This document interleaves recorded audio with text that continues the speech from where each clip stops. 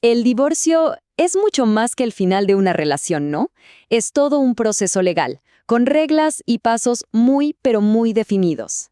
En este recorrido vamos a meternos de lleno en el camino del divorcio en Argentina, desde que se presenta el primer papel hasta la división final de los bienes. La idea es entender exactamente qué implica todo esto ante la ley. Y vamos a empezar con una de las dudas más frecuentes. A ver, ¿pueden dos personas simplemente ponerse de acuerdo, firmar un papel entre ellas y ya está, considerarse legalmente divorciadas? Bueno, la respuesta quizás sorprenda a más de uno. La ley argentina en esto es tajante. La respuesta es un no rotundo. Un divorcio no es un contrato privado, para nada. Es un cambio oficial del estado civil de una persona. Y para que eso pase es absolutamente indispensable que haya una sentencia dictada por un juez. No hay vuelta que darle. Ok, para entender bien este proceso lo dividimos en 6 pasos clave. Primero, vamos a ver por qué es un proceso judicial. Después, cómo arranca todo con la demanda. Luego, un punto importantísimo, cómo se protege a la familia y los bienes mientras tanto. De ahí pasamos al juicio, las pruebas, la sentencia final y sus efectos y, claro, terminamos con la división del patrimonio. Empecemos entonces por lo primero, el proceso judicial. A ver, ¿por qué no alcanza con un simple acuerdo? Porque el divorcio, como decíamos, cambia un estatus legal fundamental. Y esa es una acción que solo se puede validar en un tribunal. En lenguaje de abogados, se dice que el divorcio es una pretensión constitutiva. ¿Qué significa esto? Suena complicado, pero es simple. La acción legal no solo busca resolver un conflicto, sino que literalmente crea una nueva realidad jurídica. O sea, crea el estado civil de divorciado. Por eso, la firma de un juez es la que construye, la que constituye ese nuevo estatus. Muy bien. Entonces, si necesitamos sí o sí a un juez, ¿cómo se pone en marcha todo este mecanismo? Veamos cuáles son los primeros pasos prácticos que hay que dar. El inicio del proceso se sostiene sobre 3 pilares. Primero, lógicamente, la petición formal de divorcio. Segundo, y esto es clave, se debe presentar una propuesta reguladora. ¿Qué es esto? Es básicamente un plan inicial sobre cómo se van a organizar las cosas después del divorcio. Los hijos, los bienes, todo. Y tercero, hay que definir qué juez va a ser el competente para llevar adelante el caso. Y acá aparece la primera decisión estratégica importante, ¿dónde se presenta la demanda? La ley le da a quien inicia el trámite 2 opciones. Puede ser en el juzgado del último domicilio que compartieron como pareja o en el del domicilio actual del otro cónyuge. Y créanme, esta elección puede cambiar bastante la dinámica de todo el proceso. Bueno, una vez que el proceso ya está en marcha, aparece una necesidad urgente. Hay que proteger a la familia y el patrimonio mientras se llega a una solución definitiva. Y para eso existen las famosas medidas cautelares. ¿Y qué son exactamente? Pensemos en ellas como un escudo. Son órdenes judiciales temporales que tienen un objetivo clarísimo. Por un lado, cuidar a las personas, y por el otro, evitar que los bienes desaparezcan o se malgasten durante el juicio. Son fundamentales en un momento de tanta incertidumbre. Y acá, ojo, porque el derecho de familia tiene sus propias reglas. En otros juicios, para conseguir una medida así, hay que probar el peligro en la demora y además ofrecer una garantía. En un divorcio no. La ley ya supone que ese peligro existe. Por lo general, no exige garantías y es mucho más flexible con los plazos. ¿Por qué?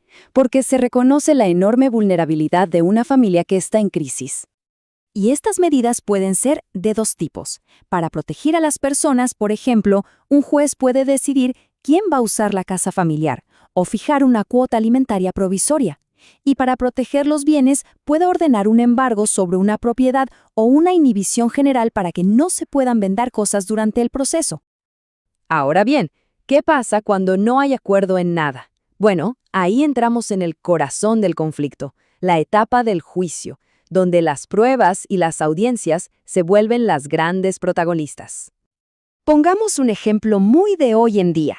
A ver, una grabación telefónica, un audio de WhatsApp, ¿se puede usar como prueba en un juicio de divorcio? Esta pregunta nos mete de lleno en la estrategia y también en los límites de la ley. Y la respuesta es, con mucho cuidado. La prueba tiene que haberse obtenido de forma legal. sin violar el derecho a la intimidad de nadie. Por eso, la justicia siempre va a preferir las pruebas que fueron autorizadas por un juez. En resumen, no todo vale a la hora de querer probar algo. En esta etapa, las audiencias judiciales son fundamentales. Y no son solo para pelear, ¿eh? Tienen varios propósitos. Son el momento donde el juez intenta que las partes lleguen a un acuerdo, donde se definen qué cosas hay que probar y donde lo más importante, el juez tiene contacto directo con la pareja. Es lo que se llama el principio de inmediación y es vital. Y así llegamos al clímax de todo este proceso, la sentencia, el momento de la decisión final del juez y todas sus consecuencias legales. La sentencia tiene, básicamente, un triple efecto. Primero, y lo más obvio, decreta el divorcio. Segundo, disuelve el vínculo matrimonial. Y tercero, algo importantísimo, pone fin a la sociedad conyugal, que es el régimen económico que regía a la pareja. Pero atención, el proceso no termina cuando el juez golpea el martillo. Falta un último paso que es crucial. Esa sentencia hay que inscribirla en el registro de Estado civil.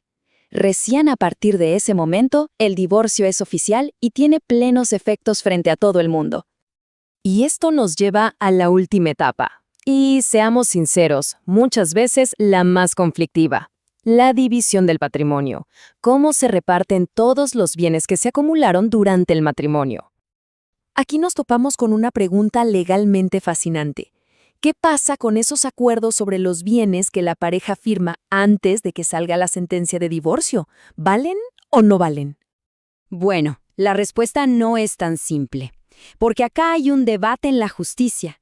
Por un lado, los tribunales de Capital Federal suelen decir que sí, que esos acuerdos previos son válidos, sobre todo si el divorcio es de mutuo acuerdo.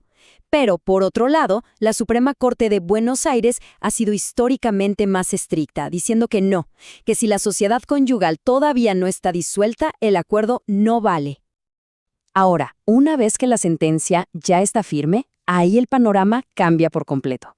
Como bien dice la cita, cuando se disuelve la sociedad conyugal, cada uno recupera su autonomía. Y a partir de ese instante, tienen total libertad para acordar cómo repartir sus bienes de la forma que quieran. Y así cerramos este recorrido legal. Vimos cómo la ley le pone un marco al fin de un matrimonio, con reglas y procedimientos claros. Pero todo esto nos deja con una última pregunta, una que ya va más allá de los tribunales. ¿El proceso legal marca el final de la unión? Sí, pero ¿cómo se construyen los nuevos comienzos para cada una de las personas de esa familia?